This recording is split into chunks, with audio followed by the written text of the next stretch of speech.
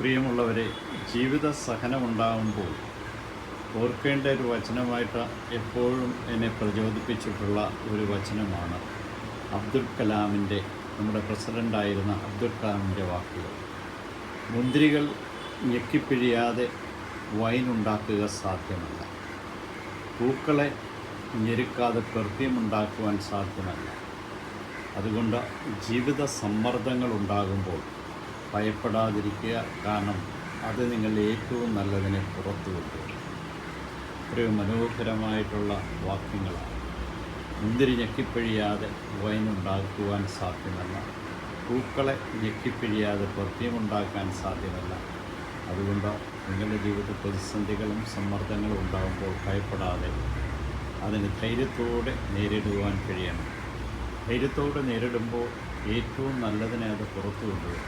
അതുകൊണ്ട് ഒരു സഹനത്തെയും ഭയപ്പെടാതിരിക്കുക, ഒരു സഹനങ്ങൾ തളർന്നു പോകാതിരിക്കുക, ഒരു സഹനത്തിലും നിൻ്റെ പരാജയമായി കാണാതിരിക്കുക, അത് വിജയത്തിൻ്റെ ചവിട്ടുപടിയായി കാണുക.